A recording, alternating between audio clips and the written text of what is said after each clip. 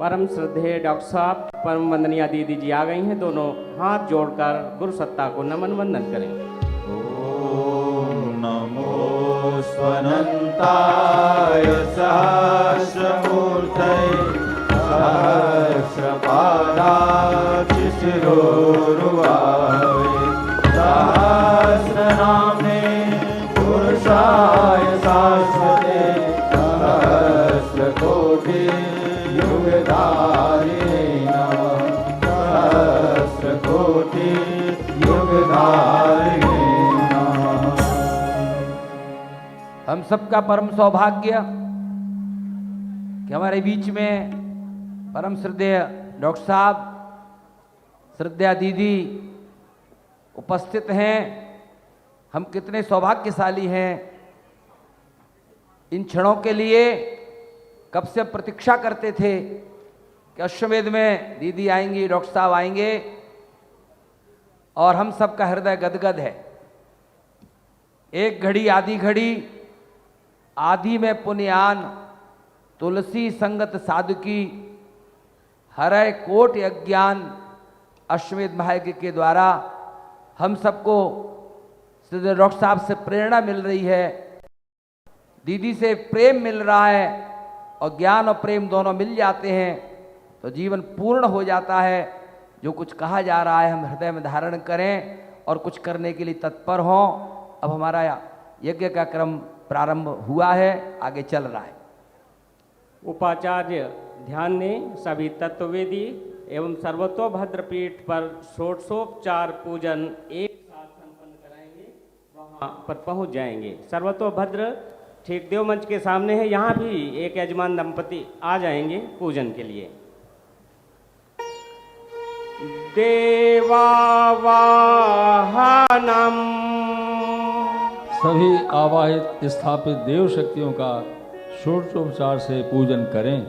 लौकिक मंत्र, मध्यम स्वर, मध्यम गति। सर्वेभ्यो देवेभ्यो नमः।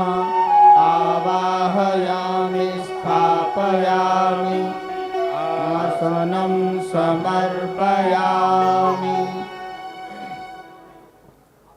आसन के रूप में पुष्प अर्पित कर दें।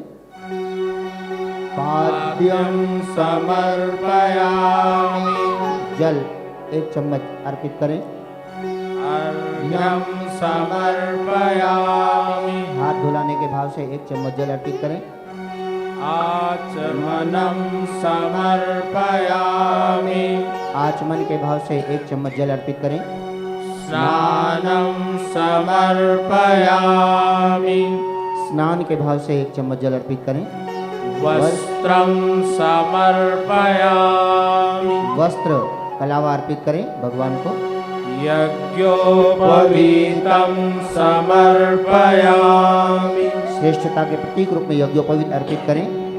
गंधं विलेपयामि। सुगंधि के भाव से चंदन अर्पित करें। अक्षतान् समर्पयामि। उनके प्रति निष्ठा व्यक्त करते हुए अक्षत अर्पित करें। पुष्पाणि समर्पयामि। उल्लास की अभिव्यक्ति पुष्प अर्पित कर करें।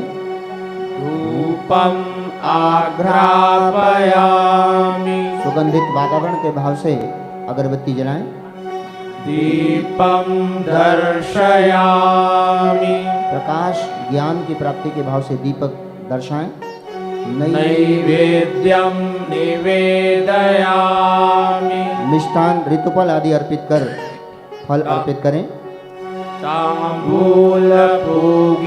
फलानि समर्पयामि। पान सुपारी अर्पित करें। दक्षिणां समर्पयामि। अपनी कमाई को सार्थक करने के भाव से पैसे अर्पित करें। सर्वाभावे अक्षतान् समर्पयामि। कोई अभाव रह गया हो तो अक्षत अर्पित कर उसकी पूर्ति करें। ततो नमस्कारं करोमि। दोनों हाथ जोड़कर सभी देव शक्तियों को प्रणाम करें। ओम नमो स्वनंताय सहस्रमूर्तये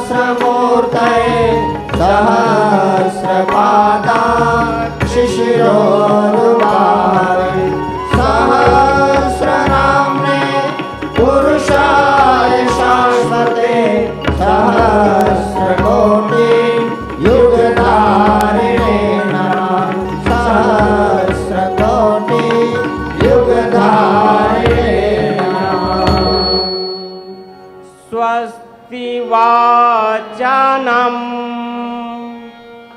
उल्लास के प्रतीक पुष्प, निष्ठा के प्रतीक अक्षत तथा श्रद्धा का प्रतीक जल अपने दाहिने हाथ में लें, बायां हाथ नीचे लगाएं। मंत्र पाठ के साथ समस्त विश्व के कल्याण के लिए बोले गए मंत्र के बाद हाथ के अक्षत और पुष्प किसी खाली तस्तरी या मेखला पर समर्पित करें। वैदिक मंत्र मध्यम स्वर मध्यम गति। ॐ गणानां त्वा गणपतिग्वं हवामहे, प्रियाणां त्वा प्रियपतिग्वं हवामहे, निधीनां त्वा निधिपतिग्वं हवामहे। वसो मम आहमजानि गर्भधमा त्वमजासि गर्भधम्मा।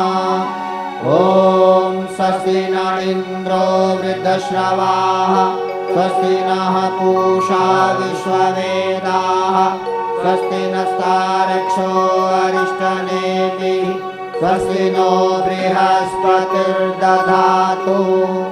ॐ पयः पृथिव्यां पयोषधीषु, पयो दिव्यन्तरिक्षे पयोधाः, पयस्वतीः प्रदिशः सन्तु मह्यम्। ॐ विष्णोरराटमसि विष्णोः, श्रप्रेस्थो विष्णोः, स्यूरसि विष्णोर्ध्रुवोऽसि, वैष्णवमसि विष्णवे त्वा। ॐ अग्निर्देवता वातो देवता, सूर्यो देवता, चन्द्रमा देवता, वसवो देवता, रुद्रा देवता, आदित्या देवता, मरुतो देवता, विश्वे देवा देवता, बृहस्पतिर्देवतेन्द्रो देवता, वरुणो देवता। ॐ द्यौः शान्तिरन्तरिक्षं शान्ति, पृथिवी शान्तिरापः शान्तिरोषधयः शान्तिः, वनस्पतयः शान्तिर्विश्वे देवाः शान्तिर्ब्रह्म शान्तिः, सर्वगं शान्तिः, शान्तिरेव शान्तिः, सामा शान्तिरेधि।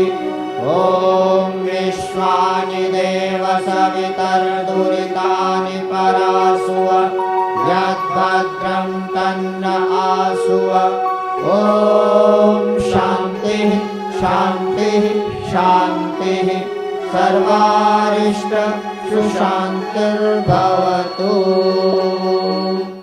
देव पूजन स्वस्ति वाचन का क्रम संपन्न हुआ। पूजन कर रहे यजमान अपने हाथ से अक्षत पुष्प पूजा वेदी पर समर्पित करके अपना स्थान ग्रहण कर लें।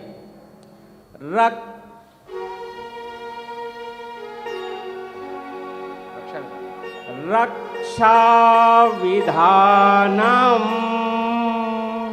सभी पूजन वेदियों के निकट निर्धारित स्वयं सेवक पीले चावल लेकर खड़े हों। मंत्रोच्चार के साथ निर्धारित दिशाओं में उन्हें प्रक्षेपित करें। सभी साधक ध्यान करते हुए यज्ञ क्षेत्र के विघ्नयुक्त होने की भावना करें। लौकिक मंत्र दैवत मध्यम स्वर मध्यम गति। ॐ पूर्वे रक्षतु वाराः, आग्नेयां गरुडध्वजः, दक्षिणे पद्मनाभस्तु, नैऋत्यां मधुसूदनः, पश्चिमे चैव गोविन्दो, वायव्यां तु जनार्दनः, उत्तरे श्रीपतिरक्षे, ऐशान्यां हि महेश्वरः, ऊर्ध्वं रक्षतु धातावो, यदोन्नन्तश्च रक्षतु, अनुक्तमपि यत्स्थानं रक्षतीशो ममादृधिः। अपसर्पन्तु ते भूता, ये भूता भूमि संस्थिता, ये भूता विघ्नकर्तारः ते गच्छन्तु शिवाज्ञया अपक्रामन्तु भूतानि पिशाचाः सर्वतो दिशम् सर्वेषां विरोधेन यज्ञकर्म समारभे यज्ञकर्म समारभे। अश्वमेध महायज्ञ के क्रम में रक्षा विधान का क्रम पूर्ण हुआ। अब वो हमारे सौभाग्य का क्षण आया है। हम कब से प्रतीक्षा कर रहे थे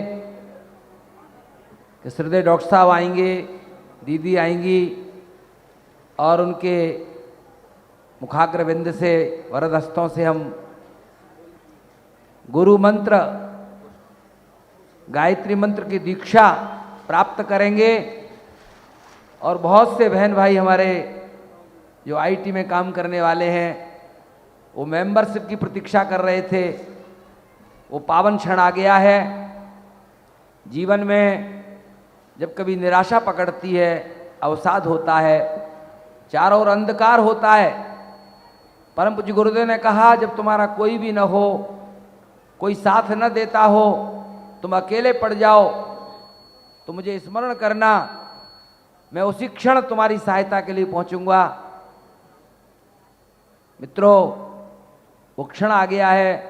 अभी हमारे सामने जैसे बड़े वृक्ष के नीचे पहुंच करके हारा थका व्यक्ति छाया प्राप्त करके शांति अनुभव करता है, ऐसे गुरु की छाया यदि किसी को मिल जाए तो जीवन धन्य बन जाता है। सुने एक गुरु वंदना।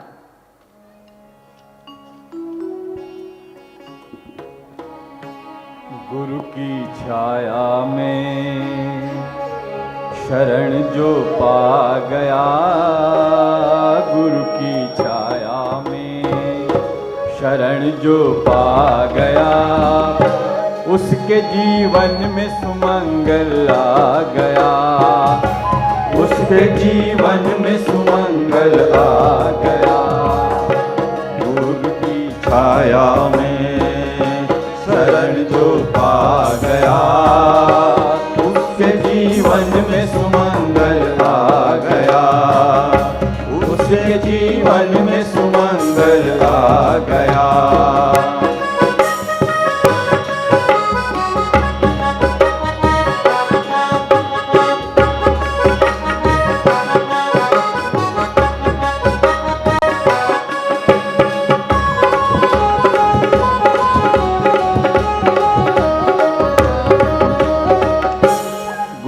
कृपा तो सबसे बड़ा उपहार है, गुरु कृपा तो सबसे बड़ा उपहार है।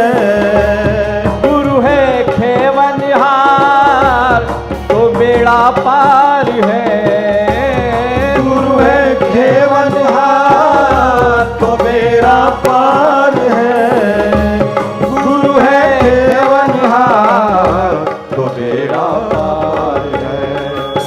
प्रेम का पावन हो, प्रेम का पावन उजाला छा गया, उसके जीवन में सुमंगल आ गया, उसके जीवन में सुमंगल आ गया।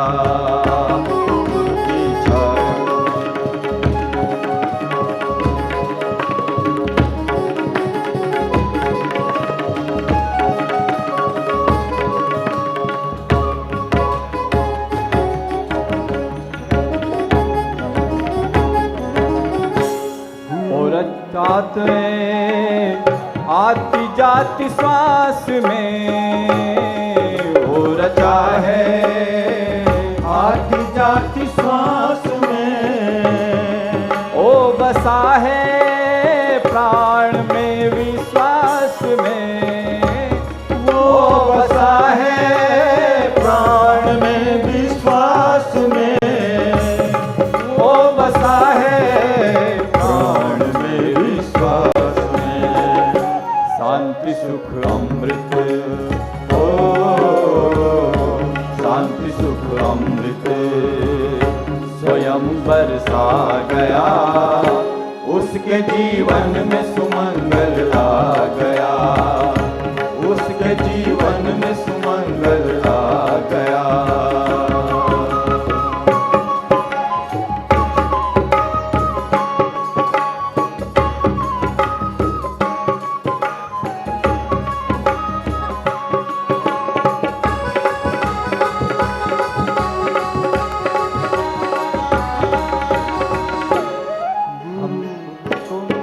उनको हमारा ध्यान है, हमको क्या उनको हमारा ध्यान है। गुरु है अपने देवता श्री भगवान है, गुरु है अपने देवता श्री भगवान है, गुरु है अपने देवता श्री भगवान है।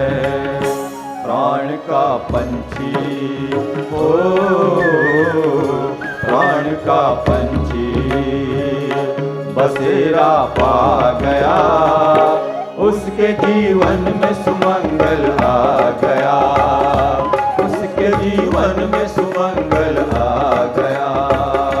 गुरु की छाया में शरण जो पा गया, गुरु की छाया में शरण जो पा गया, उसके जीवन में सुमंगल आ गया, उसके जीवन में सुमंगल आ गया, उसके जीवन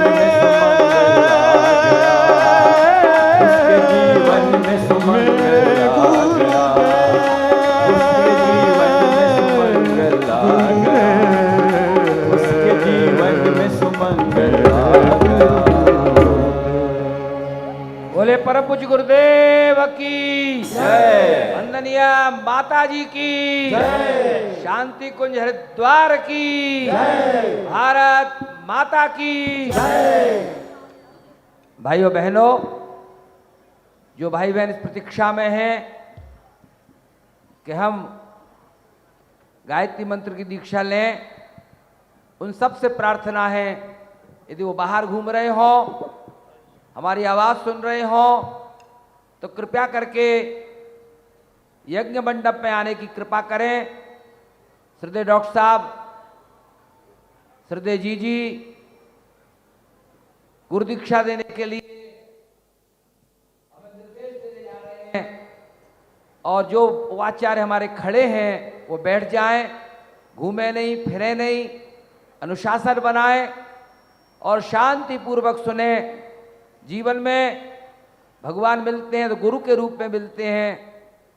भारतवर्ष की कोई महत्ता है तो गुरु की महत्ता है, संसार में कहीं गुरु नहीं मिलते। यदि कभी मिले हैं तो इस भारत की भूमि पर मिले हैं, और पुनः आए हैं तो परम पूज्य गुरुदेव पंडित श्री राम शर्मा आचार्य जी के रूप में आए हैं। हम सबका सौभाग्य है कि हम उनसे आज दीक्षा लेने जा रहे हैं। देवी स्वरूपा बहनों, देवतुल्य भाइयों, शक्ति स्वरूपा माताओं, अभी सभी अपना मुंह इधर कर लें, जिनका मुंह उस तरफ है उधर मुंह कर लें। यज्ञ अभी नहीं हो रहा, यज्ञ दीक्षा के बाद होगा। जितने भी लोग यज्ञशाला में बैठे हैं सब इधर मुंह कर लें, मंच की तरफ मुंह कर लें, इस तरफ मुंह कर लीजिए, पीठ इधर मत रखिए, अपना मुंह इधर कर लीजिए। आप थोड़ा एक बार बोल लीजिए। सभी भाई ध्यान दें, जो चल रहे हैं वो यथास्थान बैठ जाएं। और अभी श्रद्धेय डॉक्टर साहब हमें बताने जा रहे हैं गुरु की महत्ता क्या है, गुरु दीक्षा क्या है।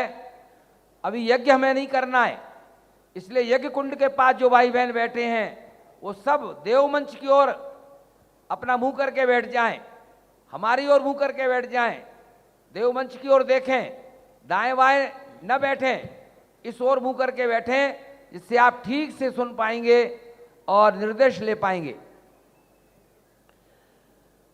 परम पूज्य गुरुदेव और परम वंदनीय माता जी की सूक्ष्म उपस्थिति में यहाँ बैठे सभी देवतुल्य भाइयों, देवी स्वरूपा बहनों, शक्ति स्वरूपा माताओं, दीक्षा एक ऐसा अनुपम सौभाग्य है जिसके माध्यम से हम गायत्री मंत्र करने के योग्य अपने आप को बनाते हैं।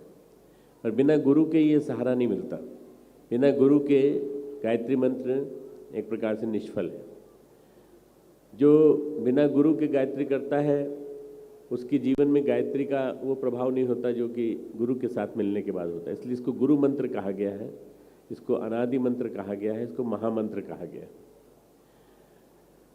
जिसकी कोई गुरु नहीं होता उसको निगुरा कहते हैं। निगुरा एक प्रकार की गाली है जिसमें जो अनपढ़ होता है, अशिक्षित होता है, मूर्ख होता है, उसको कभी कहना हो तो निगुरा कहते हैं। इसका कोई गुरु नहीं मिला इसलिए इसको जीवन जीना नहीं आता। ये जो गुरु दीक्षा है, ये गुरु दीक्षा का संस्कार जो है छोटा सा संस्कार है, ज़्यादा बड़ा संस्कार नहीं है। पर इस संस्कार के माध्यम से आप परम पूज्य गुरुदेव परमवंदनीय माता जी से जुड़ जाएंगे। दीक्षा का मतलब होता है दी इच्छा। हमने अपनी इच्छा गुरु को दी, अब गुरु की इच्छा हमारी इच्छा। हम गुरु की इच्छा के अनुसार चलेंगे। हम अपने मन से नहीं चलेंगे, हम अपने मन से कोई काम नहीं करेंगे। हमारी मन मर्जी आती है तो हम कुछ तो भी खा बैठते हैं, कुछ तो भी कर बैठते हैं। जो भी मन में आता है वो बोलते हैं, जो भी मन में आता है वो हम कर दिखाते हैं। ऐसा नहीं। फिर हम गुरुदेव जो कहते हैं, गुरुदेव का जो हमारे पास साहित्य है, गुरुदेव के जो विचार हैं, उन्हीं विचारों के अनुरूप अपने आप को बनाने की कोशिश करेंगे। इसलिए ये गुरु दीक्षा बहुत महत्वपूर्ण है, क्योंकि हम अब आपको पंडित श्री राम शर्मा आचार्य जी परमवंदनीय माता जी से जोड़ रहे हैं, जो कि इस युग के 20वीं सदी के 21वीं सदी के एक ऐसे महागुरु के रूप में, ऐसे एक शक्तिशाली गुरु के रूप में उभर के आए जिन्होंने गायत्री मंत्र को जन जन तक पहुंचा दिया। विशेष रूप से दक्षिण भारत, जहाँ पर कि गायत्री मंत्र को बोलना भी बड़ा वैसा माना जाता था कि गायत्री मंत्र सब लोग नहीं बोल सकते, वहाँ गायत्री मंत्र को उन्होंने बोलने के लिए सब लोगों को स्वीकृति दे दी और सारा के सारा अपने ऊपर ले लिया कि अगर कोई मान लीजिए कोई गड़बड़ी होती है तो वह हम अपने ऊपर लेते हैं। किसी हमारे शिष्य का बुरा नहीं होगा। आप ये मान करके चलिए कि गुरु जब शिष्य को धारण करता है तो गुरु जो है उसके वो सारी की सारी समस्याएं अपने ऊपर ले लेता है और शिष्य की सारी समस्याएं गुरु के ऊपर आती हैं और गुरु उनको सहन कर लेता है, क्योंकि गुरु के पास शक्ति होती है। गुरु एक अजस्र शक्ति का स्रोत है, बहुत ज़्यादा शक्ति उसके पास है और उस शक्ति के सहारे वो कुछ भी कर दिखा सकता है। इसलिए भाइयों बहनों, आप लोग गायत्री मंत्र के माध्यम से जुड़ने की कोशिश करें परम पूज्य गुरुदेव परमवंदनीय माता जी से। कई लोगों के मन में ये आता है कि गायत्री परिवार की मेंबरशिप हम कैसे ग्रहण करें। गायत्री परिवार की मेंबरशिप का एक ही तरीका है, 11 मंत्र रोज जपिए, 1 रुपया रोज निकालिए, 1 घंटा समय निकालिए, या सप्ताह में 1-2 घंटे का समय निकाल लीजिए, महीने में एक दिन का समय निकाल लीजिए। ये गायत्री की मेंबरशिप है। अखंड ज्योति पत्रिका पढ़िए, युग शक्ति गायत्री पढ़िए, जो हमारी कन्नड़ पत्रिका निकल रही है उसको पढ़िए, विचारों को पढ़िए। ये मेंबरशिप है। इस मेंबरशिप में कोई पैसा नहीं देना पड़ता, केवल पैसा निकाल के रखिए साहित्य के लिए, सत साहित्य के लिए। और अगर आपको ऐसा लगे कि ऐसा कोई काम अच्छा गुरुद्वारे में हो रहा है तो वहाँ गुरुद्वारे में आप शांति कुंज हरिद्वार में उसको भेज सकते हैं। इसलिए मेंबरशिप के बारे में बात अलग है बिल्कुल। और दीक्षा जो है वो दीक्षा एक अनुशासन है, एक अनुबंध है जिसमें आप जुड़ने जा रहे हैं, जिसमें आप अपने गुरु के साथ जुड़ने जा रहे हैं। इसलिए उसको नियमित रूप से करना पड़ेगा। उस दीक्षा के अनुशासन से जुड़ने के लिए आप अपने आप को संकल्पित कर लीजिए कि ये 251 कुंडी यज्ञ, अश्वमेध महायज्ञ मंगलोर में हुआ था और उस दिन हमने वहाँ दीक्षा ली थी। रविवार का दिन था। आज क्या है? रविवार का दिन था और रविवार के दिन, सूर्य के दिन हमने अपने आप को दीक्षित किया और दीक्षित करने के पश्चात हमने अपने आप को अपनी सत्ता को गुरु सत्ता के हवाले कर दिया। बस गुरु सत्ता के हवाले कर दिया तो अब हमारे कष्ट, हमारे कर्ज, हमारे दुख, हमारी परेशानियाँ, हमारी जितनी भी चीज़ें हैं वो सब गुरु के पास चली गई। मित्रों, दीक्षा जो है ये इसका मतलब होता है भाव विवल होकर अपने आप को गुरु के चरणों में अर्पित कर देना। हमारे गुरुदेव ने लाखों करोड़ों शिष्यों का उद्धार किया है और आप भी उनमें से एक हो जाएंगे। हमारे आप गुरु भाई कहलाएंगे, गुरु बहन कहलाएंगे और आप हमारे आज के बाद आप हमें ये मान सकते हैं कि हमने निमित्त मात्र बनकर, स्वयंसेवक बनकर गुरुदेव के आपको दीक्षा दी है, ऐसा मान सकते हैं। पर हम आपके गुरु और आपके सबके इधर जो बैठे हैं सबके गुरु और हमारे गुरु एक ही हैं, पंडित श्री राम शर्मा आचार्य जी, परमवंदनीय माता जी। ये एक बहुत बड़ा उपक्रम है मित्रों। आपने देख लिया कि गायत्री मंत्र के दक्षिण में पहुंचने का चमत्कार कितना बड़ा हुआ। कल स्वामी जी आए थे और स्वामी वचनानंद जी महाराज ने जो बात कही कि गुरुदेव मेरे जीवन में ऐसे प्रविष्ट हो गए कि मेरा जीवन बदल गया। अब मैं आज पूरा के पूरा सफ़ेद कपड़े पहनेंगे शांति कुंज आया था और वहाँ से फिर मैं गेरुए कपड़े पहन के निकला और आज मैं देखते देखते पूरा बदल गया, जीवन बदल गया मेरा। अब वो सब लोगों को गायत्री मंत्र के बारे में बताते हैं और कहते हैं गायत्री मंत्र करना चाहिए, गायत्री मंत्र को जीवन में उतारना चाहिए। अभी आपको दीक्षा देने के बाद हम उनके यहाँ जाएंगे, उनके आश्रम भी जाएंगे 2 मिनट के लिए बैठने के लिए। मित्रों, ये दक्षिण भारत में अब पूरी तरह से गायत्री फैलने चले जा रही है, पूरी की पूरी। देखते देखते हमारे जो भारत के विभिन्न कोनों से भी लोग आए हैं, वो लोग भी इस चमत्कार को देख लें। किस तरह से विश्वनाथ जी हमारे केरल में जुड़े और जुड़ने के बाद हम उनके मन में भी संकल्प आ रहा है कि कन्याकुमारी में हम एक अश्वमेध महायज्ञ करें। उनका संकल्प भगवान पूरा करेंगे।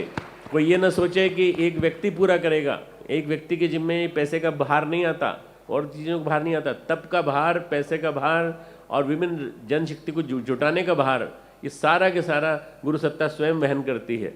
इसलिए देखिए, कन्याकुमारी का अश्वमेध, केरल का अश्वमेध वहाँ पर होगा और आज यहाँ कर्नाटक का अश्वमेध यज्ञ हो रहा है। मित्रों, आप लोग बहुत सौभाग्यशाली हैं। आप लोग बहुत सौभाग्यशाली हैं कि आप परम पूज्य गुरुदेव परमवंदनीय माता जी से जुड़ रहे हैं। जुड़ने की कुछ शर्तें होती हैं। ऐसे नहीं कि आप बैठ गए और जुड़ गए और गुरु दीक्षा हो गई, ऐसे नहीं। आपके अंदर कोई कमियां हों, कोई बुराइयां हों तो उनको निकालने की आज कोशिश करना। आपके अंदर कई तरह की बुराइयां हो सकती हैं। मैं बुराइयों के नाम बताता हूं आपको। 3 तरह की बुराइयां होती हैं, व्यक्तिगत जीवन की बुराइयां, सामाजिक जीवन की बुराइयां और आपकी खान पान की बुराइयां। इसलिए बता रहा हूं कि आज हमारा जीवन में ये चीज़ें ऐसी घर कर गई हैं कि हमें कभी समझ में नहीं आता कि ये हमारी बुराई है। जब हम बताएंगे तब आपको समझ में आएगा। जैसे व्यक्तिगत जीवन की बुराई क्या? झूठ बोलना, पीठ पीछे बुराई करना, कड़वा बोलना, एक दूसरे को लड़ा देना। आजकल एक मोबाइल आ गया है तो मोबाइल से ही सबको एक दूसरे को लड़ा देते हैं, इधर की उधर कर देते हैं, उधर की इधर कर देते हैं। ऐसा करने की कोशिश मत करना, आपका व्यक्तित्व ओछा हो जाएगा। आपको लोग कहेंगे, इसके ऊपर विश्वास मत करना। क्यों? इसका कोई भरोसा नहीं, किसी को कुछ कहता है, किसी को कुछ कहता है। आप अपने व्यक्तित्व को अच्छा बनाने की कोशिश करना, व्यवहार अपना सही बनाने की कोशिश करना और उसके लिए आप कोशिश करना कि आप जो बोलो वो सत्य बोलो। जो बोलो आप कभी झूठ मत बोलो, पीठ पीछे कभी किसी की बुराई मत करो, कभी कड़वा मत बोलो। ये आपकी बोलने की बुराइयां जो हैं, इसके बारे में थोड़ा ध्यान रखिएगा। व्यक्तित्व की बुराइयां, खान पान की बुराइयां।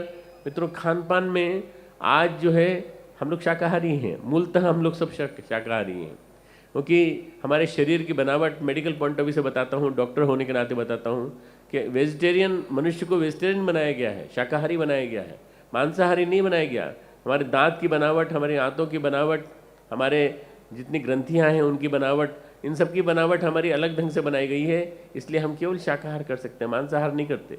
मांसाहार जो करते हैं उनके शरीर में पचता नहीं है, सड़ता है और सड़ने के बाद वो विभिन्न प्रकार के रोग पैदा करता है और वो विभिन्न प्रकार की परेशानियां पैदा करता है। आदि व्याधि, आज न जाने कितने प्रकार के जो कैंसर से लेके और एड्स से लेके दुनिया भर की जो बीमारियां फैल रही हैं मित्रों, उनमें बहुत बड़ा रोल जो है वो मांसाहार का है। मांसाहार अकेले तो चलता नहीं है, शराब के साथ चलता है, इसलिए शराब भी नुकसान करती है शरीर में। इसलिए प्रयास कीजिए कि आप आज से कोई बुराई हो तो उसको आप बंद करने की कोशिश करें। खान पान से रिलेटेड कोई बुराई हो तो उसको बंद करने की कोशिश करें। शाकाहार में आप ध्यान रखें कि आप सात्विक आहार लें। हम खाने को उबाल करके और उबालने के बाद जब खाते हैं तो वो सुपाच्य नहीं होता है, या सुपाच्य होता है तो हमको अच्छा नहीं लगता, हम मसाला डाल देते हैं, थोड़ा बहुत मसाला डाल देते हैं। पर जब तल देते हैं, भून देते हैं तो उसकी शक्ल बदल देते हैं और ये खाना हमारे लिए, हमारे शरीर के लिए नुकसानदायक हो सकता है। कोशिश करिएगा कि आज से आप जो लें वो आपके शरीर को लगे, और आपके शरीर को न केवल लगे बल्कि शरीर जो है वो हमारा अन्न से बनता है। अन्नो वही मनः, मन हमारा अन्न से बनता है। तो अन्नो वही मनः, अन्न ही हमारा जो हम जो खाएंगे वो सही स्रोत से अर्जित किया हुआ होगा और उसके बाद जो खाएंगे वो शरीर में जाकर के लगेगा, मन को लगेगा, शरीर को लगेगा और हमारे अंदर शक्ति देगा। मित्रों, इसके अलावा एक बात और आपको ध्यान रखनी है कि जो आज जो फास्ट फूड की कल्चर आ गई है, छोटे छोटे बच्चे भी आजकल फास्ट फूड की जिद करने लगे हैं, क्योंकि हमने उनको आदत डाल दी है। चाहे पिज़्ज़ा हो, चाहे वो पास्ता हो, चाहे वो चिप्स हो, चाहे वो कुरकुरे हों, इनको खिला खिला के हमने उनकी ओबेसिटी पैदा कर दी और हमने उनके मन को कुंठित कर दिया है। उनके विकास, मन का विकास, उनका मानसिक मस्तिष्क विकास रुक गया है। कोशिश करिए कि आप भी खुद भी संकल्प लें और अपने बच्चों को भी संकल्प दिलाएं कि वो लोग महीने में एक बार खा लिया कोई दिक्कत नहीं है, एक बार खा लिया कोई दिक्कत, रोज़ खाना। कई बच्चे तो जिद पे अड़ जाते हैं और माँ बाप को फिर उनकी जिद पूरी करने के लिए करना पड़ता है। आप भी बच्चे हैं जो आप भी खा बैठते हैं, आप भी चले जाते हैं। आजकल घर पे शाम को तो कोई खाना खाता ही नहीं है बड़े शहरों में, सब के सब रेस्टोरेंट में जाके खाना खाते हैं। घर का खाना नहीं खाओगे तो कैसे काम चलेगा मित्रों? घर का खाना संस्कारित भोजन होता है, आपकी पत्नी बनाती हैं और इतने प्रेम से बनाती हैं और खिलाती हैं। तनाव में ग्रस्त व्यक्ति और अवसादग्रस्त व्यक्ति, बीमार व्यक्ति रेस्टोरेंट में भोजन बना रहा है, आप उसका भोजन खा रहे हो तो आपके अंदर कुसंस्कार नहीं आएंगे तो क्या आएंगे? आप झूठ बोलोगे, पीठ पीछे बुराई करोगे, कड़वा बोलोगे, दुनिया भर के काम करोगे, जितने भी गलत काम हो सकते हैं। दूसरा, तनाव में ग्रस्त रहोगे हमेशा। इसलिए आहार पे ध्यान देना। आप एक बात पर और ध्यान देना कि आज तंबाकू का प्रचलन बहुत ज़्यादा हो गया। तंबाकू चाहे खाने की हो, चाहे सिगरेट का हो, चाहे बीड़ी हो, चाहे गुटखा हो, इनको हम नहीं खाएंगे। अगर आप दीक्षा ले रहे हैं तो दीक्षा का फलित होने का एकमात्र आधार यह है कि आप इन चीज़ों को छोड़ने की कोशिश करें।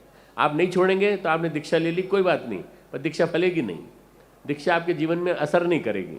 इसलिए इन चीज़ों को छोड़ना पड़ेगा, एक एक करके छोड़ना पड़ेगा। सारी चीज़ें एक साथ नहीं छूट पाएंगी, बहुत सारी बुराइयां हो सकती हैं किसी के जीवन में।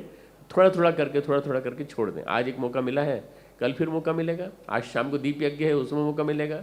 फिर थोड़े दिन बाद फिर यहाँ यज्ञ होगा। यज्ञों की श्रृंखला तो चलती रहेगी।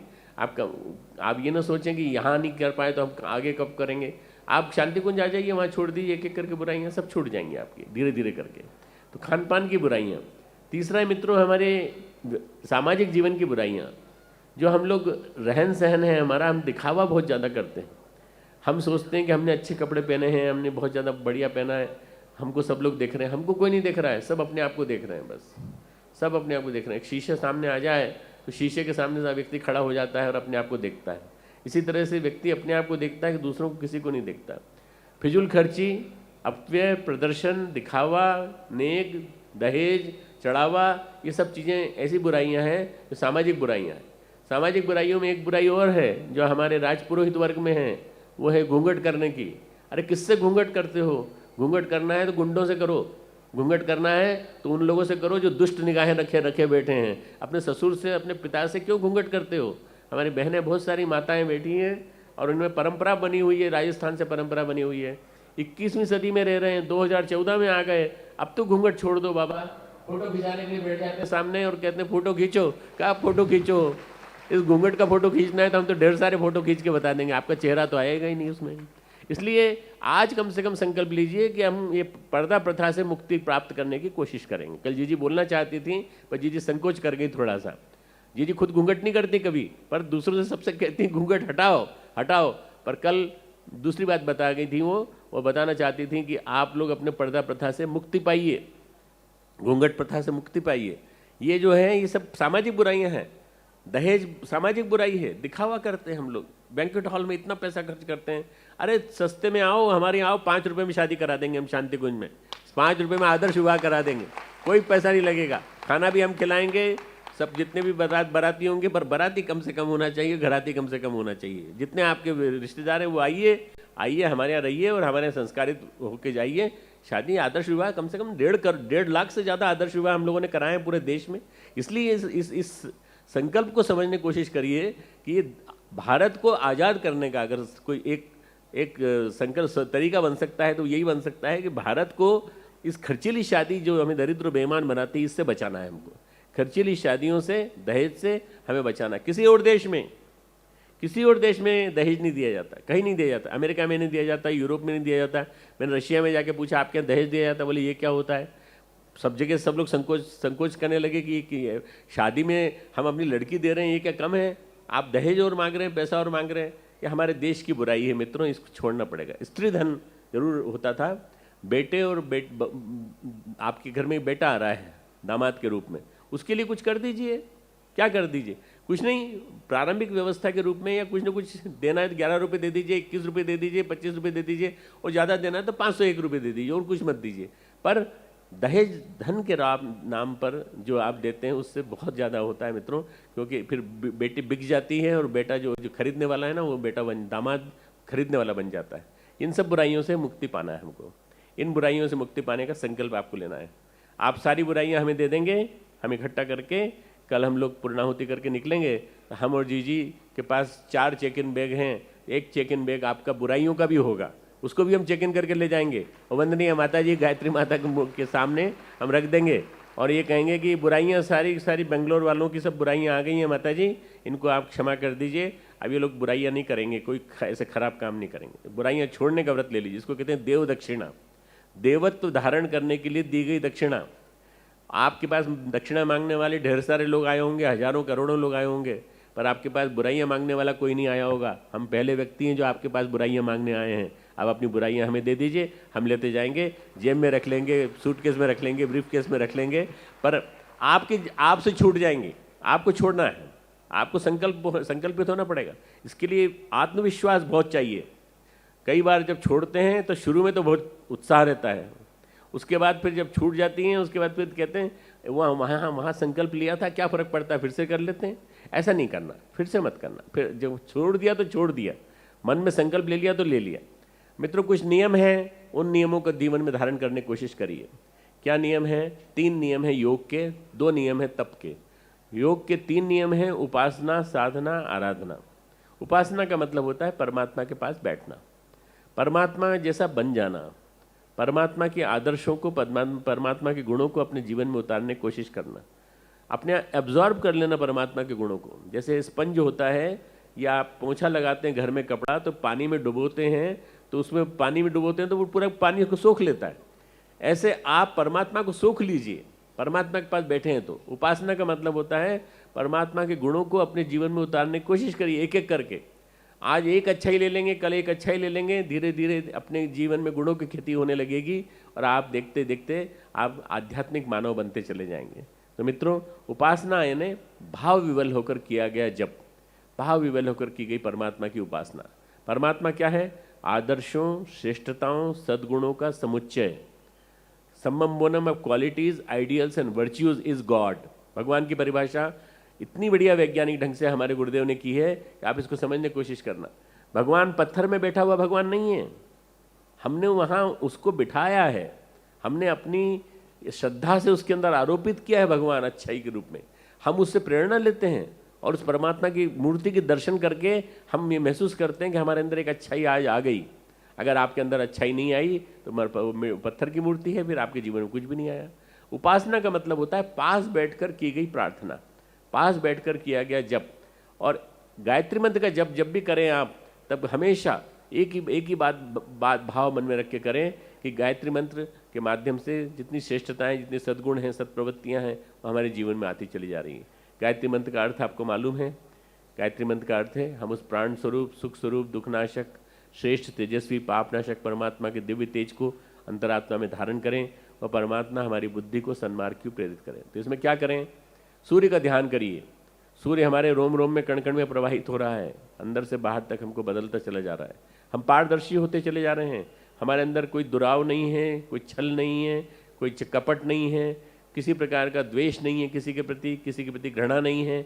हम अंदर से बाहर तक प्रकाशित हो रहे हैं, बाहर से अंदर तक प्रकाशित हो रहे हैं। बस ये भाव करते करते आप धीरे धीरे गायत्री मंत्र मन ही मन बोलते रहिए। ऐसी 3 मालाएं करिए, एक माला आत्मकल्याण के लिए, एक माला लोक कल्याण के लिए, एक माला समाज कल्याण के लिए, समाज में छाई हुई सत्प्रवृत्तियों के विषमताओं के निवारण के लिए। आप देख नहीं रहे मौसम कैसा हो रहा है? अभी हम यहाँ बैठे हैं, इतनी ठंडक है यहाँ, इसका कारण क्या है कि हमारे पूरे हरिद्वार से लेकर दिल्ली तक के क्षेत्र में बड़ी भयंकर बारिश हो रही है और ऊपर पहाड़ों पे बड़ी बड़ी भयंकर बर्फ़ गिर रही, खूब बर्फ़ गिर रही है। इस ठंडक का, वहाँ की ठंडक का असर 2000 किलोमीटर दूर यहाँ तक हो रहा है। ये मौसम जो है ये और बिगड़ेगा आने वाले दिनों में। इसके लिए एक माला एक्स्ट्रा करिए, आप एक माला अतिरिक्त करिए।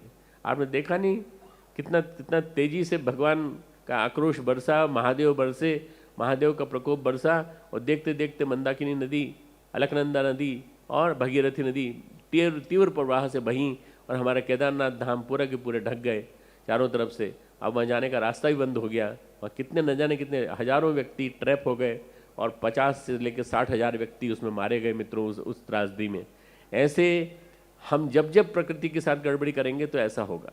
इसलिए उससे बचने के लिए हमें एक माला अतिरिक्त सूक्ष्म जगत के परिशोधन के लिए करना चाहिए। 3 माला रोज करनी। इसका नाम है उपासना। उप आसन, पास बैठना।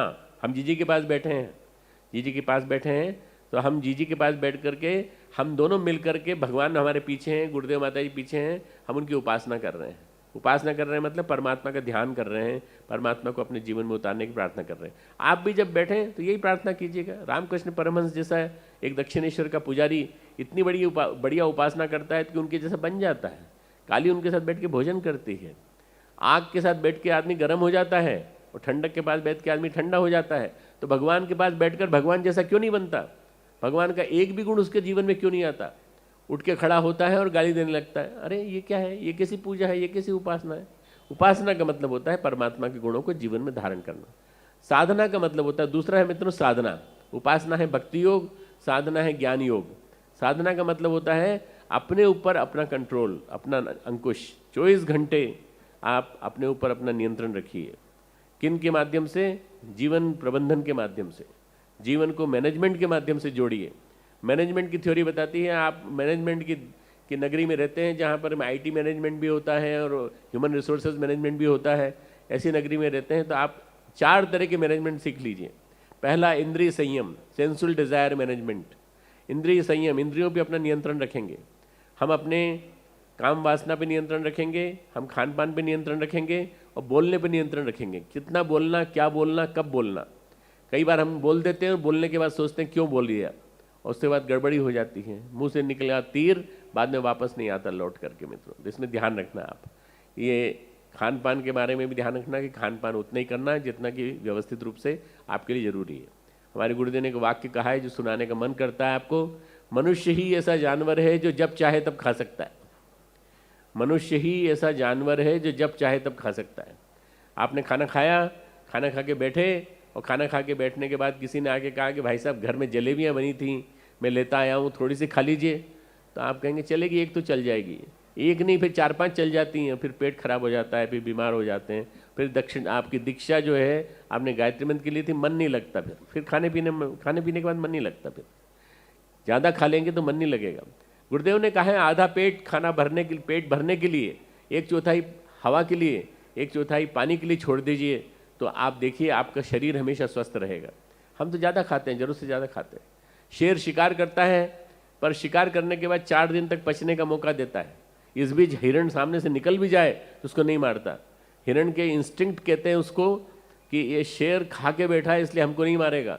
वो नहीं मारेगा, नहीं मारता, सच में नहीं मारता। शेर समझदार प्राणी है, मनुष्य नासमझ प्राणी है जो जब चाहे तब खा सकता है। इसलिए खाने पीने के मामले में बात आए में तो ध्यान रखना। ये पहला संयम, पहला मैनेजमेंट, इंद्रिय संयम, पहला मैनेजमेंट, सेंसुअल डिजायर्स का मैनेजमेंट। दूसरा मैनेजमेंट विचारों का प्रबंधन, थॉट्स मैनेजमेंट। आपके विचार जो है इधर उधर भागते हैं।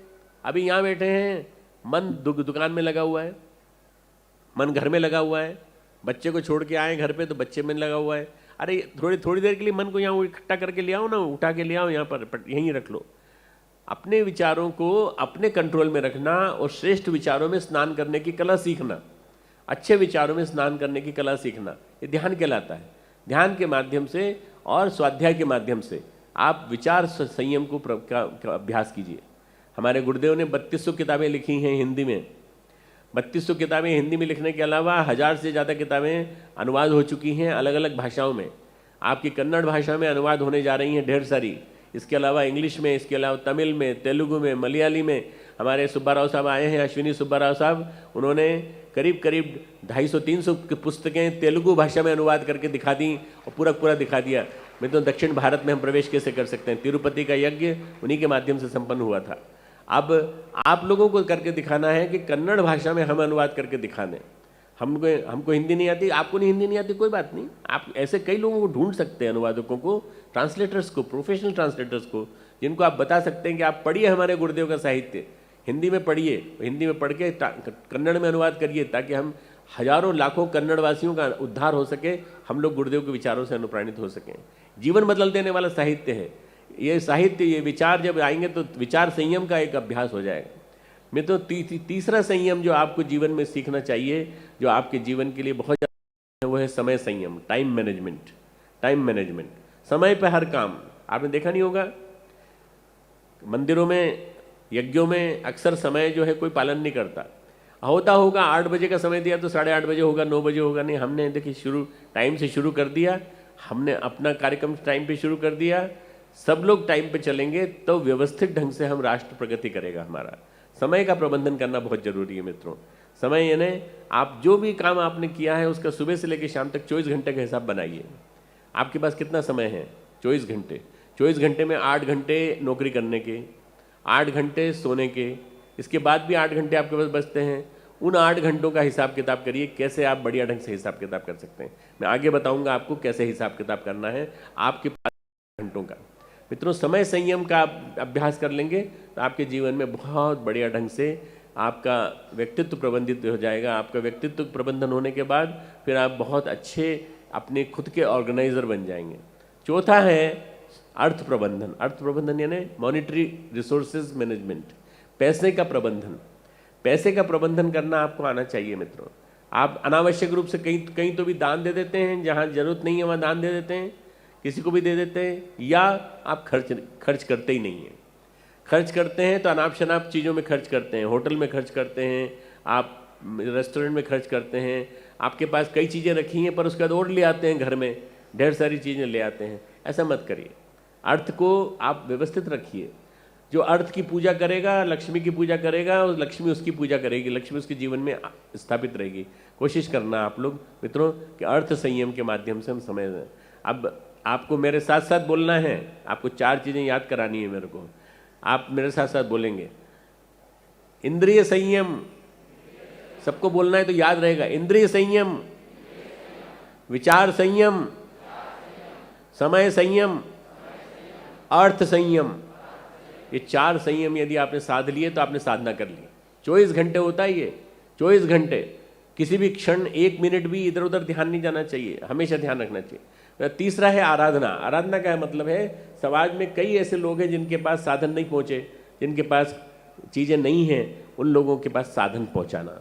अशिक्षितों को शिक्षा पहुँचाना, शिक्षितों को विद्यावान बनाना, विद्यावानों को स्वावलंबी बनाना, स्वावलंबियों को सुसंस्कारी बना करके उनको एक अच्छा आध्यात्मिक कार्यकर्ता बनाना, आध्यात्मिक प्रचारक बनाना, ये काम आपका होना चाहिए। आराधना का मतलब होता है समाज सेवा। समाज सेवा सबसे बड़ी सेवा है। अपना खुद का सुधार, सबसे पहले अपना सुधार संसार की सबसे बड़ी सेवा है। आपने जगह जगह वाक्य लगे देखे होंगे। पहले सेल्फ ट्रांसफॉर्मेशन, फिर उसके बाद transformation of the whole masses, whole society. पहले अपने को सुधारो, फिर दुनिया को सुधारो। अपने को सुधारने के बाद अपने पत्नी, अपने बच्चे, इन सब के पूरे परिवार में क्रांति लाओ। और परिवार में क्रांति लाने के बाद समाज में सब जगह जाओ और जा करके लोगों को बताओ कि देखो ये हमारे गुरुदेव के विचार हैं, इनको पढ़ो, इन किताबों को पढ़ो। एक झोला पुस्तकालय मिलता है, झोला पुस्तकालय लीजिए, पढ़िए और उसके माध्यम से जुड़िए। मित्रों, हम लोग इलेक्ट्रॉनिक सिटी में बैठे हैं, इसलिए मैं बताना चाहता हूँ कि वेब स्वाध्याय हम लोग करते हैं। और हम लोग वेब स्वाध्याय के माध्यम से इंटरनेट पे जाकर स्वाध्याय करते हैं। 1-1 घंटे का, 2-2 घंटे का स्वाध्याय चलता है। आपको जब टाइम मिले तो आप वेब स्वाध्याय का भी हिस्सेदारी कर सकते हैं। वेब स्वाध्याय की भी हिस्सेदारी कर आप पूरे बंगलोर वाले, बॉम्बे वाले, कलकत्ता वाले और विभिन्न महानगरों के व्यक्ति एक साथ एक समय में गुरुदेव के विचारों पर चर्चा कर सकते हैं। ये एक बहुत बढ़िया क्रम है। हमने परम पूज्य गुरुदेव की अखंड ज्योति थामी है अपने हाथ में, उंगली में। अखंड ज्योति पत्रिका मित्रों आपको नियमित रूप से पढ़नी चाहिए।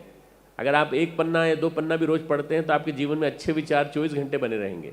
इसी अखंड ज्योति को विभिन्न भाषाओं में निकाला है, जिसकी बात मैंने आपसे कही थी कि हमारे तेलुगु में भी छपती है, तमिल में भी छपती है, कन्नड़ में भी छपना चालू हो गई, अब मलयाली में भी छपने विश्वनाथ जी कह रहे हैं कि मलयाली में छापेंगे तो बहुत बढ़िया हो जाएगा। मित्रों, विश्वनाथ जी के माध्यम से ये आंदोलन आगे बढ़ेगा। कालीकट के स्वामी जी हैं और उनका पूरा परिवार हमारे परिवार के साथ जुड़ गया है। हम लोग मिलजुल करके प्रयास करेंगे। निश्चित रूप से मित्रों ये तीनों चीज़ें तब सधेंगी जब दो काम होंगे। 2 तप होना जरूरी है, समयदान, अंशदान। समयदान का मतलब होता है 1 घंटा समय रोज दीजिए भगवान के काम के लिए। 1 घंटा समय दीजिए अपने आप को ठीक करने के लिए। पहले अपने आप के लिए 1 घंटा निकालिए और 1 घंटा भगवान के काम के लिए निकालिए। 2 घंटा रोज नहीं निकाल सकते तो सप्ताह में कम से कम 4 घंटे निकालिए, नहीं तो महीने में कम से कम आप 2 दिन, 1 या 1.5 दिन, 2 दिन निकालिए। एक वीकेंड हमारे लिए दे दीजिए, 3 वीकेंड अपने पास रख लीजिए। धीरे धीरे आपके मन में आएगा तो 2 वीकेंड निकालने का मन करेगा। मित्रों, इतना बड़ा ये जो अश्वमेध महायज्ञ हुआ है, इसमें एक सबसे बड़ा समयदान हमारे राजेश सिंह और जो उसकी पत्नी है मित्रों, क्या नाम उसका, सोनाली सिंह, राजेश सिंह और सोनाली सिंह ने साल भर का अंशदान दिया, साल भर का समयदान दिया। उसने नौकरी से रिजाइन कर दिया। उसने कहा आप केवल अश्वमेध के बारे में सोचना है। कालीकट में उसने हमसे संकल्प लिया था, कालीकट में हमने संकल्पित किया था। उसके बाद से उसने नौकरी छोड़ दी। नौकरी छोड़ने के बाद सुबह से लेकर शाम तक सबके घर जा जाके प्रचार करना कि देखो अश्वमेध महायज्ञ आ रहा है, चलिए आप साथ दीजिए। और उसने अपना स्वयं का जितना भी था संचित राशि जितनी थी, अमेरिका 11 साल रह के आया था, वहाँ से आने के बाद उसने 1 साल के लिए पूरी नौकरी छोड़ के 1 साल का समयदान। मैं नहीं कहता आप तो राजेश जैसा करें, राजेश जैसा करने की उमंग आती है, सोनाली जैसा करने की उमंग आती है, बहुत अच्छी बात है। आने वाले दिनों में बहुत सारे अश्वमेध यज्ञ हो जाएंगे। पर आपके मन में अगर संकल्प आता है तो 1 घंटा रोज निकालिए, 2 घंटा रोज निकालिए, स्वाध्याय करने के लिए निकालिए, भगवान का काम करने के लिए निकालिए, जप करने के लिए निकालिए, अपनी पत्नी के साथ बैठने के लिए निकालिए, बच्चों के साथ बैठ करके बातचीत करने के लिए निकालिए, पारिवारिक गोष्ठी के लिए निकालिए। ये अगर काम करेंगे तो आपका समयदान से मिशन चल पड़ेगा। मिशन तब चलेगा जब मिशन को बताने वाले लोग मौजूद होंगे, मिशन को समझाने वाले लोग मौजूद होंगे। गायत्री परिवार को समझाने वाले लोग अपने घर घर नहीं जाएंगे, मोहल्ले मोहल्ले नहीं जाएंगे, तो कैसे काम चलेगा। तो आप लोगों को दीक्षा का ये संकल्प लेना है कि हम 1 घंटा रोज निकालेंगे, 2 घंटा रोज निकालेंगे। मित्रों, इसके अलावा अंशदान यानी अपनी कमाई का एक हिस्सा भगवान के काम के लिए निकालना। आप 10 पैसे से गुरुदेव ने शुरू किया था, आप शुरू कर सकते हैं मित्रों 1 रुपया रोज। 1 रुपया रोज निकालिए, एक गुल्लक में निकालिए, पत्नी से भी निकलवाइए, बच्चे से भी निकलवाइए, और इससे सत साहित्य खरीदिए, श्रेष्ठ साहित्य खरीदिए। अगर कुछ बचता है तो शांति कुंज भेजिए। शांति कुंज गुरुद्वारे में किसी चीज़ की फीस नहीं लगती, कोई पैसा नहीं मांगा जाता। वहाँ आने वाले को, बैठने वाले को, रहने वाले को, खाना खाने वाले को किसी को नहीं पूछा जाता कि पैसे लाए हो कि नहीं। तुम सबके लिए मुफ्त है, निःशुल्क है, सारी व्यवस्था वहाँ पर है। परम पूज्य गुरुदेव ने बनाया ही ऐसा है उसको कि उसका सारी व्यवस्था का खर्च आप लोग उठाते हैं, आप सब मिलकर के उठाते हैं मित्रों। इसलिए आप अंशदान के रूप में अपनी राशि का एक हिस्सा, अपनी कमाई का एक हिस्सा भगवान के काम के लिए निकालिए और उस काम को, उस पैसे को देना चालू करिए। आज से ही निकालना चालू करिए। आपके मन में ये आता है कि इतना बड़ा काम चल रहा है, इतनी बड़ी यूनिवर्सिटी चल रही है, इतनी बड़ी यूनिवर्सिटी में न जाने कितने बच्चों की फीस माफ़ कर दी जाती है, न जाने कितने बच्चे नहीं फीस दे पाते, उनके लिए भी आप करते हैं। और करीब करीब 80 करोड़ का निर्माण यूनिवर्सिटी में हो चुका है, और लगभग अरबों का निर्माण हमारे शांति कुंज के हरिद्वार में, गायत्री तीर्थ आवलखेड़ा में, और गायत्री तपोवन मथुरा में हुआ है, ब्रह्मचर्य शोध संस्थान में हुआ है। तो आपके मन में आता है कि हमको कुछ देने का मन करता है, तो 1 दिन की कमाई, अपनी महीने की 1 दिन की कमाई देना चालू करिए। महीने में आपके पास 30,000 रुपये मिलते हैं तो 1,000 रुपये हमारे लिए निकाल दीजिए। आप अलग से निकाल करके, एक मनी ऑर्डर करके, चेक लिख करके, ड्राफ्ट लिख करके, या आप मनी ऑर्डर से, आप उससे मनी ट्रांसफ़र से आप हमारे यहाँ भेज दीजिए। ये आपका ये नियम बन जाएगा तो गुरुदेव आपके साझेदार हो जाएंगे, गुरुदेव के साथ शेयर होल्डरशिप हो जाएगी। गुरुदेव के साथ साझेदारी का मतलब ये हो गया कि आप उनको, गुरुदेव को 1,000 रुपया देंगे तो गुरुदेव आपको 1 लाख रुपया देंगे। आप निश्चित रूप से मान करके चलिएगा, वो अपने पास उधार नहीं रखते कभी भी। तो आप जितना उनको दोगे वो 10 गुना करके देंगे। तो आप इसलिए अपने मन में ये संकल्प लीजिएगा, दीक्षा तब फलित होती है जब कोई बुराई छोड़ी जाती है और जब कुछ अपना अंशदान उस कमाई के लिए, उन गुरुदेव के साथ भागीदारी करने के लिए निकाला जाता है। अब अपने आप को सावधान कर लीजिए, कमर सीधी कर लीजिए, जो खड़े हैं वो बैठ जाइए, वॉलंटियर्स भी बैठ जाइए, उपाचार्य भी सब बैठ जाएं, जहाँ हैं वहीं बैठ जाएं। अगर बैठने में दिक्कत होती है तो थोड़ा पीछे चले जाइए, कहीं कुर्सी की व्यवस्था हो तो वहाँ बैठ जाइए, पर बैठ जाइए, नीचे बैठ जाइए। और किसी को समझ में नहीं आ रहा हो तो उसको समझा दीजिए कि बैठना जरूरी है, क्योंकि 1.5 मिनट का काम है। 1.5-2 मिनट में गायत्री मंत्र जी आपको बोलेंगी, टुकड़े टुकड़ों में बताएंगी, आपको साथ देना है, जी के साथ बोलना है। जी बोलेंगी, उसके बाद आपको रिपीट करते चले जाना है। और ये जो गायत्री मंत्र है, ये टुकड़ों टुकड़ों में जब बोला जाएगा तो आपको देखते देखते ऐसा लगेगा कि हमारे अंदर जैसे प्राण चेतना, गुरु सत्ता की प्राण चेतना समाहित होती चली जा रही है। आप इसको बोलने के लिए दोनों हाथों को, अभी खड़े होकर के हमारे ओंकार जी बताएंगे कैसे करना है। दोनों हाथों को इस तरह से खांचा बांध लीजिए, बस यहीं पे ऐसे खांचा बांध लीजिए। फिर उसके बाद अपनी छाती से लगा लीजिए। दोनों अंगूठों पे निगाह रखिए। एक अंगूठे पर वंदनीय माता जी, एक अंगूठे पर परम पूज्य गुरुदेव। ये सामने फोटो लगा हुआ है हमारे पीछे, उनको देख लीजिए। और एक अंगूठे पर निगाह माता जी की और एक अंगूठे पर वंदनीय परम पूज्य गुरुदेव को। एक अंगूठे पर माता पार्वती, दूसरे अंगूठे पर भगवान शिव, एक अंगूठे पर माता शारदा मणि, दूसरे अंगूठे पर रामकृष्ण परमहंस। ये भावना करते हुए उनकी शक्ति को, प्रभाव को अपने अंदर प्रवेश करता हुआ अनुभव करेंगे। कमर सीधी करने के लिए इसलिए बोला क्योंकि वो लैंडिंग स्ट्रिप है, भगवान की चेतना वहाँ पर उतरती है, इसलिए आप वहाँ से उतरने के लिए सीधे ढीले ढलन नहीं बैठेंगे, सीधे बैठेंगे, बिल्कुल कमर सीधी करके बैठेंगे और ध्यान अपना दोनों अंगूठों पे रखेंगे। दोनों अंगूठों पे ध्यान रखते हुए तब तक निगाह नहीं हटाएंगे जब तक आपके ऊपर अभिसिंचित जल नहीं गिर जाएगा। और जल डालने के लिए स्वयंसेवक तैयार रहेंगे, नीचे बैठे रहेंगे अभी, पर स्वयंसेवक तैयार रहेंगे और स्वयंसेवक जल के कलश हाथ में लेकर यहाँ से वहाँ तक पूरी यज्ञशाला में सबके ऊपर जल डालेंगे। जल का अभिसिंचित जल डालने के बाद, अभिमंत्रित जल डालने के बाद सबका दीक्षा पूरी होगी और उसके बाद दीक्षा का संकल्प कराया जाएगा। आप दीक्षा के लिए तैयार हो जाइए, सावधान बैठ जाइए। जो चल रहे हैं, अभी भी चल रहे हैं, वो बैठ जाइए। जो अभी भी चल रहे हैं वो बैठ जाएंगे। क्या फोटोग्राफर हमारे खड़े हैं, कैमरामैन खड़े हैं, उनको छोड़ करके बाकी सब बैठ जाइए, नीचे बैठ जाइए। सावधान, शांत मन, कोई बातचीत नहीं, बैठ जाइए भाई साहब, वहीं बैठ जाइए, वहीं बैठ जाइए। इतना तो आपको सुनाई पड़ रहा होगा हमारे माइक से। बैठ जाइए माता जी, बैठ जाइए, आप वहीं बैठ जाइए। कोई स्वयंसेवक वहां हो तो वहां स्वयंसेवक ही उनको इशारा करके बिठाते हैं, माता जी बैठ जाइए, माता जी चलती चली जा रही है, दौड़ लगाते चली जा रही है, एथलीट की तरह से दौड़ लगा रही है। देखो, अरे कहाँ जा रही हो माता जी, क्रॉस कर रही हो देवपथ को, अरे बैठ जाओ, वहीं बैठ जाओ, वहीं बैठ जाओ, वहीं बैठ जाओ। वॉलंटियर्स का काम यही होता है कि दूसरों को इशारा करके बताना कि बैठ जाओ। सावधान, पूरा मन गुरुदेव से जुड़ने के लिए तैयार है। भावना करेंगे वो क्षण जिसको आप आज तक बोलते रहे, वो मंत्र बन के आपके जीवन का कायाकल्प करने जा रहा है। आपके दोनों अंगूठों पर, एक पर यज्ञ पिता, एक पर माँ गायत्री, एक पर परम पूज्य गुरुदेव, एक पर माँ भगवती, एक पर जीव, एक पर ब्रह्म, इन दोनों का अनूठा गठबंधन आपके जीवन को आलोकित करने जा रहा है। गायत्री मंत्र हमारे साथ दोहराएंगे। ओम भूर्भुवः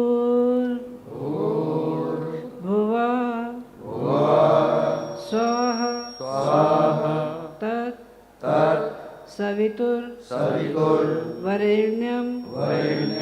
भर्गो देवस्य धीमहि धियो यो नः प्रचोदयात्। ओम भूर्भुवः स्वः तत् सवितुर्वरेण्यं भर्गो देवस्य धीमहि धियो यो नः प्रचोदयात्। ओम भूर्भुवः स्वः तत् सवितुर्वरेण्यं भर्गो देवस्य धीमहि धियो यो नः प्रचोदयात्। ओम भूर्भुवः स्वः तत् सवितुर्वरेण्यं भर्गो देवस्य धीमहि धियो यो नः प्रचोदयात्। ओम भूर्भुवः स्वः तत् सवितुर्वरेण्यं भर्गो देवस्य धीमहि धियो यो नः प्रचोदयात्। अपनी निगाहें अभी इसी तरह से केंद्रित रखेंगे जब तक अभिषेचन न हो। उपाचार्य जल कलश लेकर के सभी के ऊपर अभिषेचन करेंगे। स्वयं सेवक भाई बहन सभी इष्टामयो भुवः तान ऊर्जे दधातन महेरणाय चक्षसे ॐ यो वः शिवतमो रसः तस्य भाजयते हनः उशतीरिव मातरः ॐ तस्मारङ्गमामहो यस्य क्षयाय जिन्वथ आपो जनयथा जनः। अब निगाह हटा लेंगे और दोनों हाथ ऊंचे करके 5 देवों को आश्वस्त करेंगे कि हम सारे जीवन गायत्री मंत्र की उपासना करेंगे और जो अभी संदेश मिला है उसे निभाएंगे। ओम अग्ने व्रतपते ॐ अग्ने व्रतपते व्रतं चरिष्यामि व्रतं चरिष्यामि। हाथ जोड़कर नमस्कार करें। ओम अग्नये नमः। ॐ अग्नये नमः। पुनः सूर्य देवता का ध्यान करते हैं, उनकी ऊर्जा तेजस्विता मिले। ओम सूर्य व्रतपते सूर्य व्रतपते व्रतं चरिष्यामि व्रतं चरिष्यामि। पुनः नमन करें। ओम सूर्याय नमः। ॐ सूर्याय नमः। चंद्रमा देवता का ध्यान, शालीनता शीतलता जीवन में आए। ओम चंद्र व्रतपते ॐ चंद्र व्रतपते व्रतं चरिष्यामि व्रतं चरिष्यामि। ओम चंद्राय नमः। ॐ चंद्राय नमः। पुनः हाथ ऊंचा करके आश्वस्त करते हैं वायु देवता को। ओम वायो व्रतपते ॐ वायो व्रतपते व्रतं चरिष्यामि व्रतं चरिष्यामि। नमन वंदन करते हैं। ओम वायवे नमः। ॐ वायवे नमः। पुनः हाथ ऊंचा करके व्रतों के अधिपति देवराज इंद्र को नमन वंदन करते हैं। ओम व्रतानाम ॐ व्रतानां व्रतपते व्रतपते व्रतं चरिष्यामि व्रतं चरिष्यामि। नमन वंदन। ओम इंद्राय नमः। ॐ इंद्राय नमः। अब आपने दीक्षा ली है तो उसका संकल्प भी करना है, दक्षिणा चुकानी है। अपने दाहिने हाथ में अक्षत, पुष्प, जल और जो भी अपने जीवन की कमाई, एक दिन की कमाई गुरुद्वारे के लिए भेंट करना चाहते हैं वो भी रख लेंगे। संकल्प की शब्दावली यहाँ से बोली जा रही है, जहाँ से संकेत करें दोहराते चलेंगे। ओम विष्णुर्विष्णुर्विष्णुः श्रीमद्भगवतो महापुरुषस्य विष्णुराज्ञया प्रवर्तमानस्य अद्य श्री ब्रह्मणो द्वितीये परार्धे श्री श्वेतवाराहकल्पे वैवस्वत मन्वन्तरे भूर्लोके जम्बूद्वीपे भारतवर्षे आर्यावर्तैक देशान्तर्गते कर्नाटक प्रान्ते बेंगलौर नगरे कृष्णा विहार पैलेस ग्राउंड स्थाने संवत् 2070 पराभव नाम संवत्सर मासानां मासोत्तमे मासे माघ मासे कृष्ण पक्षे तृतीयायां तिथौ रविवासरान्वितायां अमुक गोत्रोत्पन्नः। अपने अपने गोत्र का नाम लेंगे। अपना गोत्र न मालूम हो तो पूज्य गुरुदेव का, आज से हम उनके अंग अवयव हो गए हैं, उनके बच्चे हो गए हैं मानस पुत्र, उनका गोत्र ले सकते हैं भारद्वाज गोत्र। अमुक नामा हम अब अपना नाम दोहराएं और यहाँ से रिपीट करेंगे, दोहराएंगे साथ साथ। बोलें, अहम स्मृति पुराणोक्तम फल प्राप्त्यर्थम मम कायिक वाचिक मानसिक ज्ञाता ज्ञात सकल दोष निवारणार्थम आत्म कल्याण लोक कल्याणार्थम गायत्री महाविद्यायाम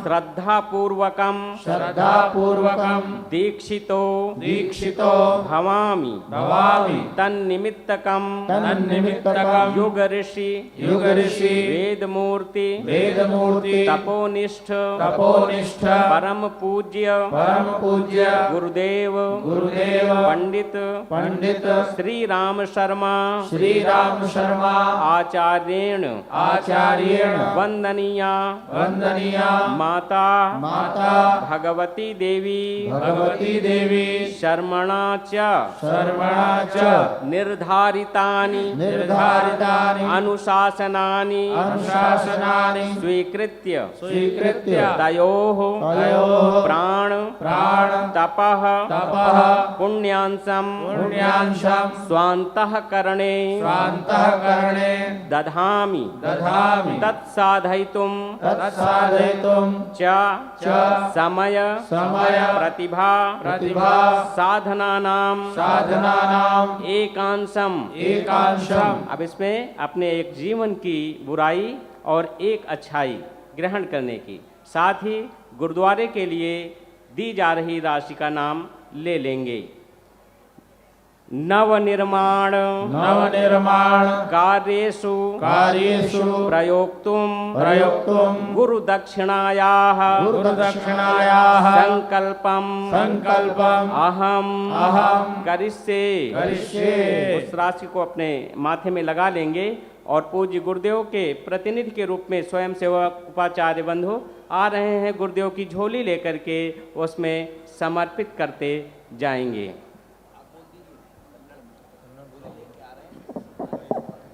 उपाचार्य भाई बहन झोली लेकर के अपने दुपट्टे की झोली बना लें। ಸ್ವಯಂ ಸೇವಕರು ವಸ್ತ್ರವನ್ನು ತರ್ತಾ ಇದ್ದಾರೆ ನಿಮ್ಮ ಹತ್ತಿರ. ನೀವು ಸಂಕಲ್ಪ ತಗೊಂಡಿರುವ ಹೂವು ಅಕ್ಷತೆ ಹಣವನ್ನು ಆ ಬಟ್ಟೆಯಲ್ಲಿ ಹಾಕಿ ವೇದಿಕೆಗೆ ತಲುಪಿಸಿ. ಸ್ವಯಂ ಸೇವಕರು ದುಪಟ್ಟವನ್ನು ತೆಗೆದುಕೊಂಡು ಅದರಲ್ಲಿ ಶೇಖರಿಸಿ.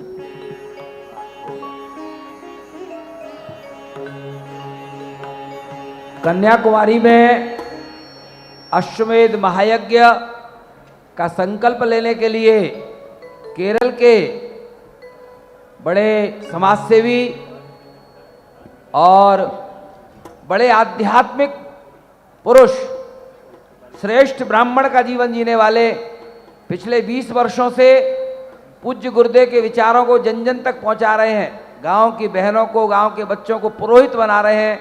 ऐसे हमारे आत्मीय विश्वनाथ जी संकल्प लेने के लिए श्रद्धेय डॉक्टर साहब जी के पास आए हैं। डॉक्टर साहब उन्हें संकल्प दिला रहे हैं, उनका तिलक कर रहे हैं, दुपट्टा पहना रहे हैं। सारे केरल के भाई, तमिलनाडु के भाई, कर्नाटक के भाई और हमारे आंध्र के भाई बहन मिलकर के कन्याकुमारी में विवेकानंद जी के पावन स्थान पर अश्वमेध महायज्ञ करेंगे, ऐसे संकल्प की घोषणा हो रही है।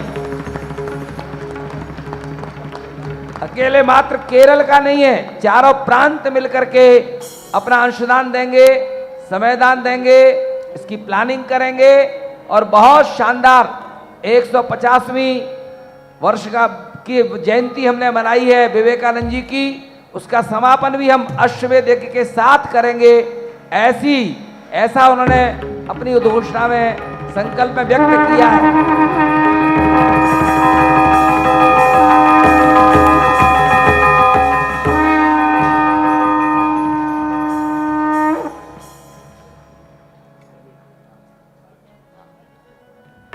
कन्याकुमारी जो केंद्र है, वहां के जो अध्यक्ष हैं, चेयरमैन बालकृष्ण परमेश्वरन जी, हम जब मिलने गए उनसे तो वृद्ध तो हो गए, पर उन्होंने कहा इस कार्य के लिए कन्याकुमारी का जो हमारा केंद्र है, हर तरह से आपके लिए हम समर्पित करते हैं, आप उसका पूरा उपयोग करिए। हम उनको भी बहुत बधाई दे रहे हैं आज इस अश्वमेध महायज्ञ के पावन अवसर पर।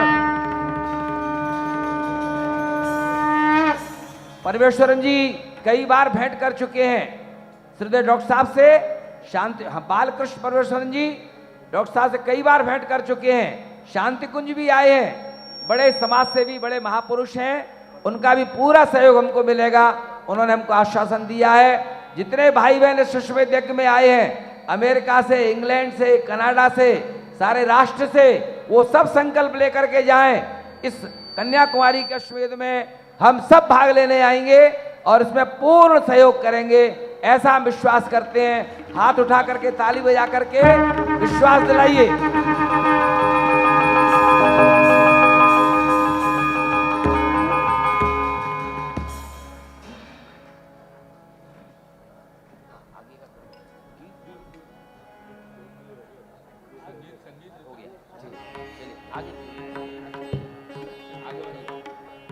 अग्नि स्थापनम। सब भाई बहन अपना मुंह यज्ञ कुंड की ओर कर लें, अपनी पोजीशन बदल लें। ಎಲ್ಲ ಯಾಜಕರು ಯಜ್ಞಕುಂಡದ ಕಡೆ ತಿರುಗಿ ಕುಳಿತುಕೊಳ್ಳಿ। ಮತ್ತೆ ಈಗ ಯಜ್ಞ ಮತ್ತೆ ಮುಂದುವರಿಯಲಿದೆ। अपनी पोजीशन बदल लें, यज्ञ कुंड की ओर मुख करके बैठ जाएं। उपाचार्य स्वयंसेवक खड़े न रहें, चले फिरे नहीं, अनुशासन बनाएं, बैठ जाएं। बैठे बैठे भी संकेत दे सकते हैं, खड़े ना हो, हमारे स्वयंसेवक खड़े ना हो। झोली लेकर के संकल्प कि देव दक्षिणा लेने के लिए निकले, लेकिन और स्वयंसेवक बैठ जाएं, शांति से बैठ जाएं। अब हमारा अश्वमेध महायज्ञ का क्रम आगे बढ़ रहा है। अग्नि स्थापन के लिए स्वयंसेवक भाई और स्वयंसेविका बहनें कृपया कुंड में अग्नि प्रज्वलित करने का कार्य संपन्न कराएं। मंत्र पाठ के साथ अग्नि स्थापन की प्रक्रिया संपन्न करें। सभी लोग भावना करें, हे अग्निदेव, आप हमें श्रेष्ठ मार्ग से लौकिक एवं पारलौकिक ऐश्वर्यों की ओर ले चलें। वैदिक मंत्र, मध्यम स्वर, मध्यम गति। भूर्भुवः स्वर्गौरिव भूम्ना पृथिवीवरिम्ना तस्यास्ते पृथिवी देवयजनि पृथ्वीग्निमन्नादमन्नाद्यायादधे अग्निं दूतं पुरोदधे अव्यवाहमुपब्रुवे देवाम् आसादयादिह। ॐ अग्नये नमः। आवाहयामि स्थापयामि ध्यायामि। गन्धाक्षतं पुष्पाणि धूपं दीपं नैवेद्यं समर्पयामि। गायत्री स्तवनम। भावना करें, गायन की तरंगों के साथ सविता देवता के द्वारा संचरित पवित्रता का संचार हमारे अंदर हो रहा है। लौकिक मंत्र, गे स्वर, मध्यम गति।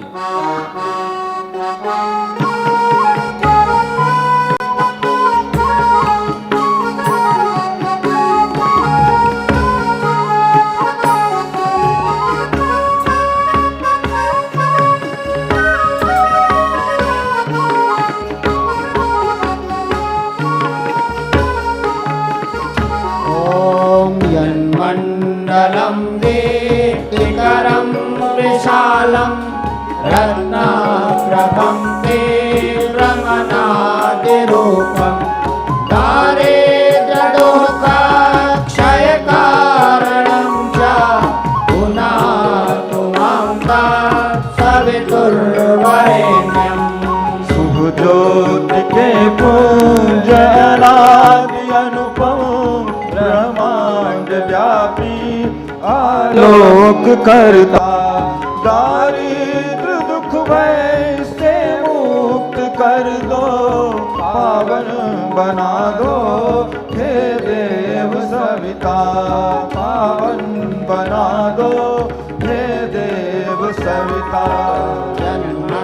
मण्डलं देवगणैः सुपूजितं विप्रैः स्तुतं माधवमूर्तिकोविदं तं देवदेवं प्रणमामि भर्गं पुनातु मां तत् सवितुर्वरेण्यम्।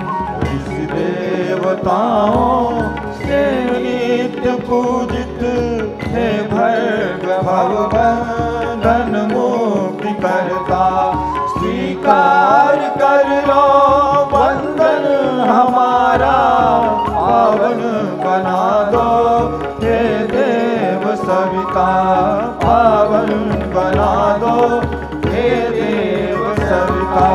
यन्मण्डलं ब्रह्मविदो वदन्ति गायन्ति यच्चारणसिद्धसङ्गा, यन्मण्डलं वेदविदः स्मरन्ति पुनातु मां तत् सवितुर्वरेण्यम्।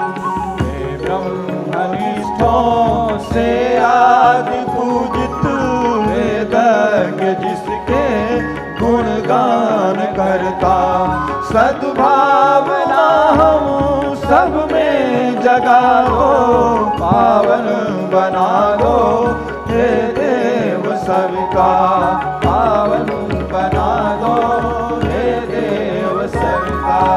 यन्मण्डलं वेदविदो पठितं यद्योगिनां योगपथानुगम्यं, तत्सर्ववेदं प्रणमामि दिव्यं पुनातु मां तत् सवितुर्वरेण्यम्। योगियों के शुभ मार्गदर्शक, सद्ज्ञान के आदि संचार करता, प्रणिपात स्वीकार लो हम सभी का, पावन बना दो हे देव सविता, पावन बना दो हे देव सविता। मां तत् सवितुर्वरेण्यम्। पावन बना दो हे देव सविता, पावन बना दो हे देव सविता, बना दो हे देव सविता। पावन बना दो हे देव सविता। हम सब ने बड़े हृदय से प्रार्थना की अग्नि देवता से, और अग्नि ज्ञान का प्रतीक है। हमारी एक पत्रिका तेलुगु में सुब्बाराव जी निकाल रहे हैं, कन्नड़ में पत्रिका निकल चुकी है, और आज इस समय इस पावन अवसर पर एक पावन क्षण में हमारी तमिल की पत्रिका का विमोचन श्रद्धेय बहन जी दीदी के द्वारा होने जा रहा है। हमारे भाई आए हुए हैं तमिल के, और उसका विमोचन होने जा रहा है। हमारे लिए बड़ी सफलता की बात है कि हम तमिल में ये पत्रिका प्रकाशित करने जा रहे हैं। खड़े होइए।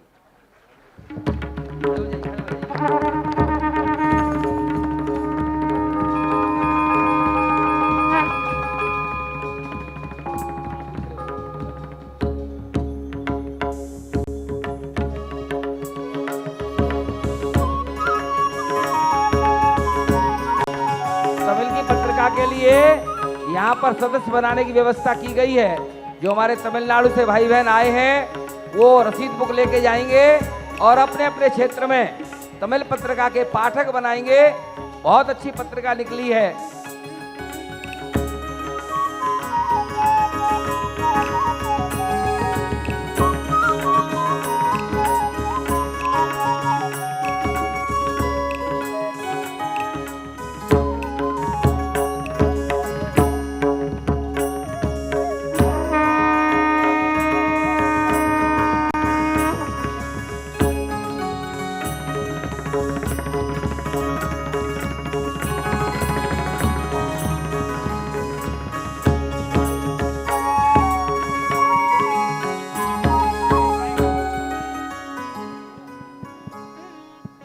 भाइयों बहनों, एक बहुत प्रसन्नता की बात है कि उत्साह को देखते हुए और वैसे भी बहुत दिनों से सक्रिय हैं सुब्बाराव साहब।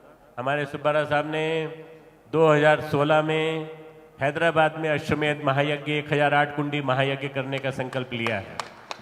ये पूरा आंध्र परिवार इसको संपन्न करेगा, पर लीडरशिप होगी हमारे सुब्बाराव साहब की। इसलिए आप सबको आमंत्रण है, अभी से आपको तारीख पता चल जाएगी। 2016 में हम हैदराबाद में करेंगे, अभी हम बेंगलुरु में कर रहे हैं, और आपको कन्याकुमारी की तारीख भी पता चल जाएगी, ईयर पता चल जाएगा कौन से ईयर में हम लोग करेंगे। इन सब में आप भागीदारी करें, ऐसी हमारी मंगल कामना है।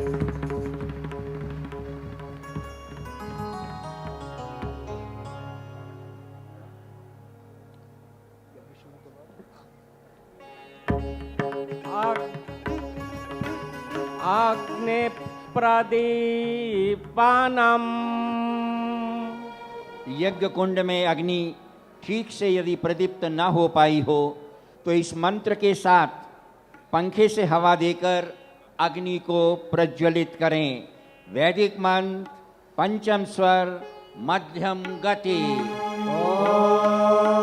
उद्बोध्य स्वाग्ने प्रतिजागृहि त्वमिष्टापूर्णे सकलसिद्धिनामयं च अस्मिन् सदस्ते अद्योत्तरस्मिन् विश्वे देवा यजमानस्य सीदत।